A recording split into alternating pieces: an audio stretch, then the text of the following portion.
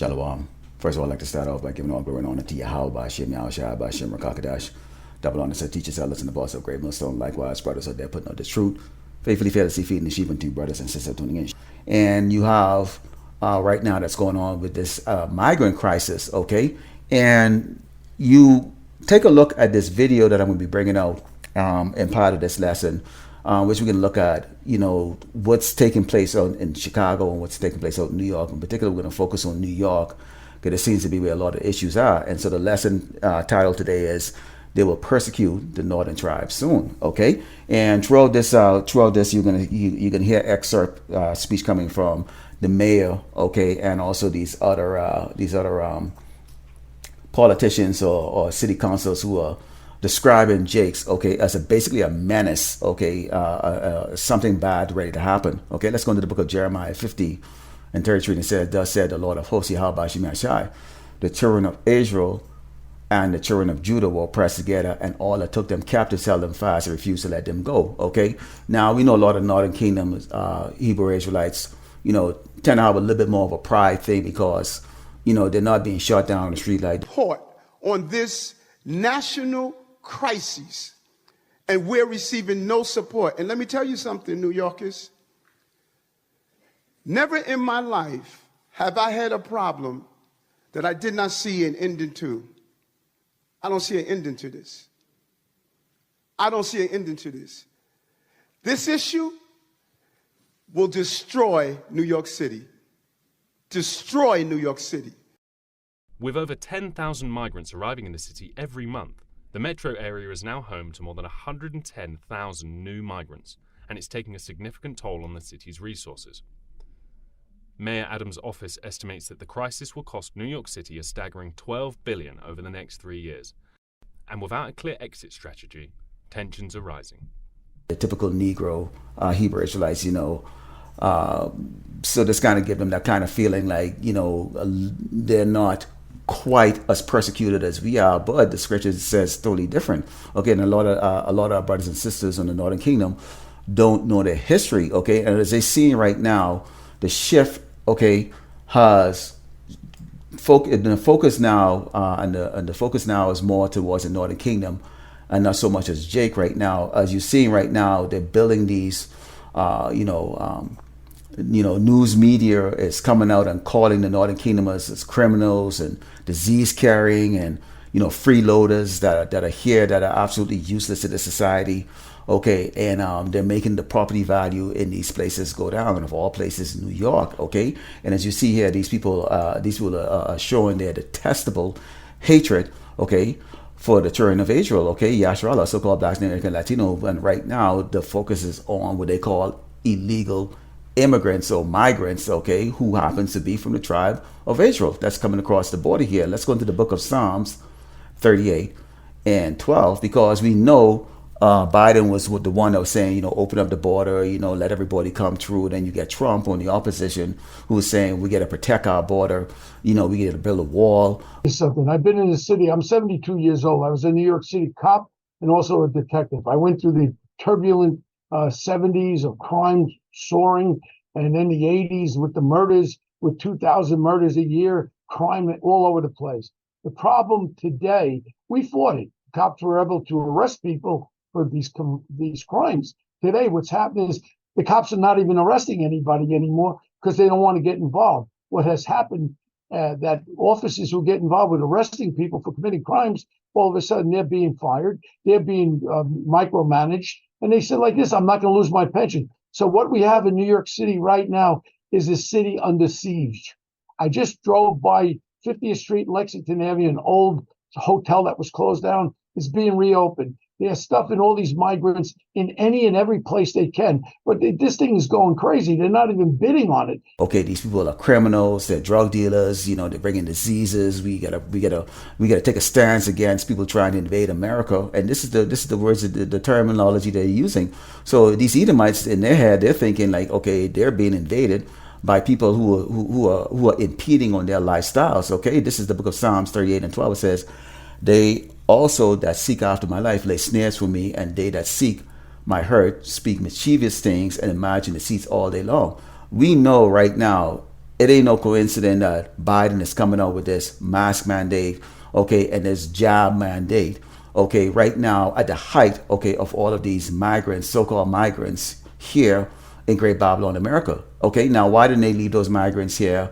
Okay, like in El Paso, where they're coming through, the border in El Paso. Okay, this little town out here. They're not doing that. They're bringing them out to these biggest cities, so that they could put Jakes them amongst these Edomites, with knowing doggone well that these Edomites hate Jakes. They see Jakes them as a pestilence, an intrusion on their way of life. So these people are looking for a way. The elites, these wicked Amalekites, are looking for a way that they could ignite a civil war. Okay, and this is the reason why you see they keep pushing it out there, that they're giving free medical, free education. They're going over budget. They're using historical places to shelter Jakes them. Like you get the park, and you have these buildings that they're using.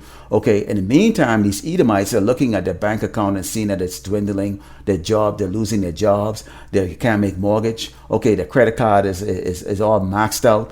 And what they're seeing here is this government, okay, much like how the government give the money over to the Ukraine, but don't solve the problem here in Great Babylon, America, is now helping these people who are coming over here, who have not, really laid their hand to the brick and done anything to help America be great again, as Trump like to bring over with MAGA. Let's go into the book of Psalms 64 and 5. Not a sanctuary city anymore, and stop the migration. The buses that show up, he should have them turned around by the state police and let them go back to wherever the hell they came from. Because right now, we're just opening the borders up. And hey, if you're in Central America or in Africa even, and you're hearing, wow, you come to New York City, you get a free cell phone. Half of them are now getting these motorbikes for free, and food, cell phone, lodging. Why wouldn't you come to New York City? And that's why New York City is being destroyed. 5, it says they encourage themselves in an evil matter. They commune of laying snares privy. They say, who shall see them? Okay. Esau, the Edomite, okay, they're looking, okay, to get Jakes and all in one place. Now we know that if you're coming here in Great Babylon, America, you're coming here either for judgment or salvation. And a lot of these Jakes, okay, in their mindset, okay, they're looking to get, that American life, okay, the free money, okay, or the free medical care, get your children to come up in the next generation, learn how to speak English and get that citizenship. And they don't see the fall of Great Babylon, America, like we do. So they're still seeing this place, okay, as their savior. They're not seeking the Lord Shai. You got brothers out there in New York, out there on the highway and the byway. You get these videos. You look at the video here, you can see a lot of these Jakes, what they call migrants. They're giving a way of communicating, cell phone with internet access, free. Okay, which means what? You can go and you can see these lessons and these epistles being put on the unicorn, the internet. Okay, but they're not looking at that. Okay, because again, they're looking towards their king. These Babylonians, these Edomites. Okay, who are promising them, okay, some type of a future here in Great Babylon, America. But it's very twisted. Listen to this guy. Okay, so as you listen to them talk, okay, you can decode the fact that this is only going to turn into a very, very bad situation. Let's go into the book of Isaiah 31:1. It says, woe to them that go down to Egypt for help and stay on horses and trust in chariots because they're many, and in horsemen because they're very strong.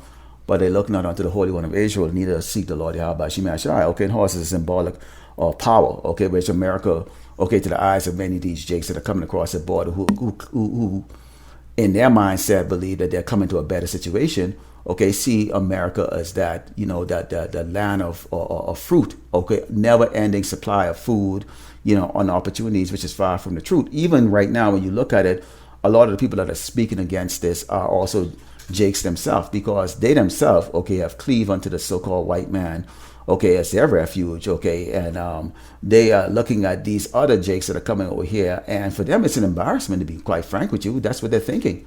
It's an embarrassment. Much like how Jakes see the prophets out in the highway and the byway with Bibles in their hands, and we're saying the Great Babylon America is going to be destroyed, that you're the true biblical Hebrew Israelites, okay, you got to stop eating pork and shrimp and all these abominable food, and start being faggots, start committing adultery, all these other different things, and worshiping the false God, and Jesus Christ is not your power, okay? They're looking at it as an embarrassment. We're embarrassing them because we're not the astute, well-spoken men that they use in these hallowed houses, known as pastors and bishops and priests.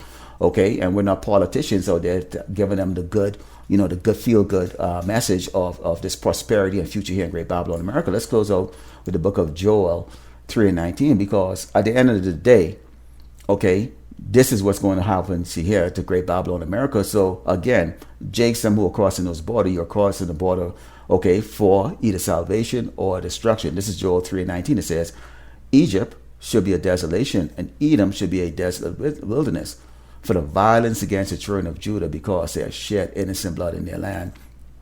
And Great Babylon, America has been built with the blood of the children of Israel, also called Black Americans and Latino, and especially here, okay, with the tribe of Gad and the so-called Negroes here, who are the true biblical Jews, okay, Levi, Benjamin, and Judah, okay.